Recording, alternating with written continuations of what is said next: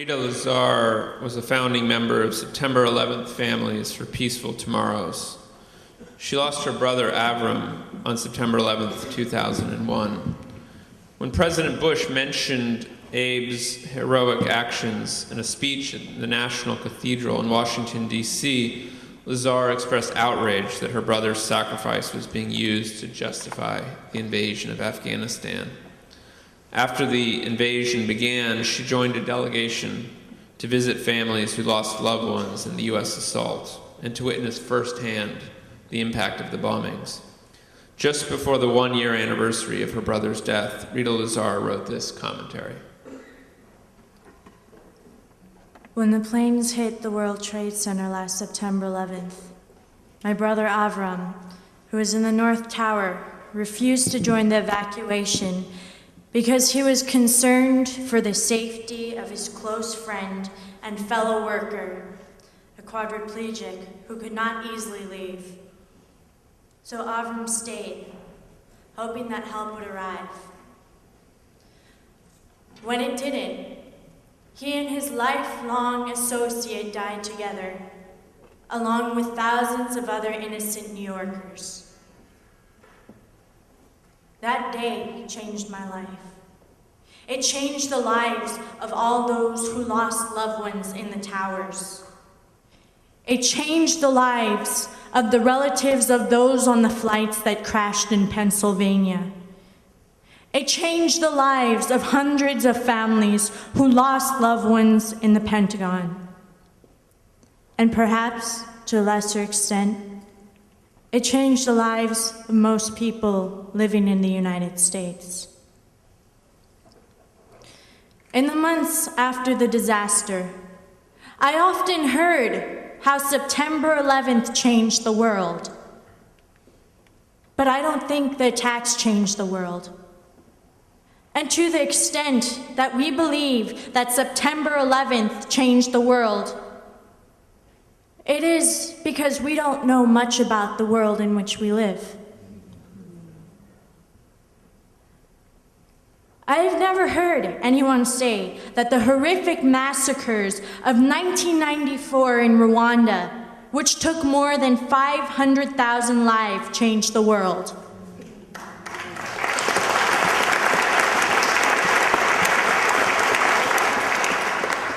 Nor have I ever been told that the Indonesians' massacre of 200,000 East Timoris during a 20-year span changed the world.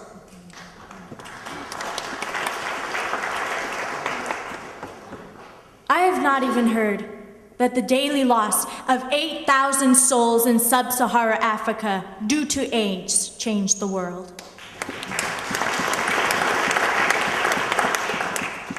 Were these people less important than my dear brother? Despite my own personal grief, I must conclude that in the light of these far greater calamities, September 11th did not change the world. What it did, in its own terrible way, was invite us to join the world, which is already a very troubled place. The question is whether we will accept that invitation. Sadly, President Bush has no interest in doing so. He does not want the United States to join or even cooperate with the new International Criminal Court. He has also withdrawn the United States from the long-standing anti-missile treaty. He refuses to support international agreements that would alleviate global warming, and he will not seek to ratify the treaty banning landmines. And now, the president is planning for a war against Iraq. Never mind that Iraq has committed no act of aggression against us that justifies war, that there has been no evidence linking Iraq to the September 11th attacks. Neither does the president seem to care that the world is opposed to an invasion of Iraq.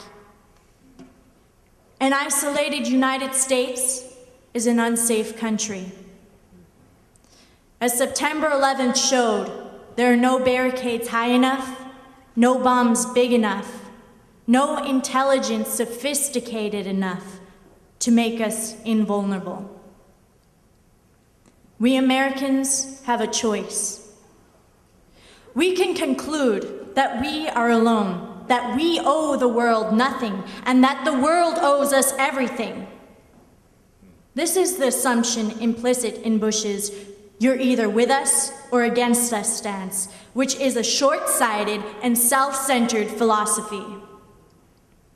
Or we can open our eyes and see the abundance of opportunities for making the planet a safer and more just place by actively participating in international organizations, multilateral treaties, and protocols that advocate peace and social equality. We can no longer afford a go-it-alone approach. If we want the world's help in getting at the roots of terrorism, we are going to have to start helping the rest of the world.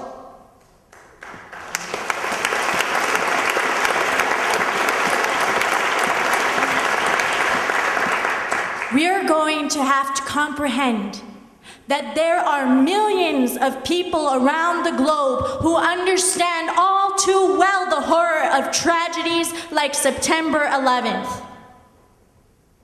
When that realization occurs, only then will we glimpse how September 11th changed the world.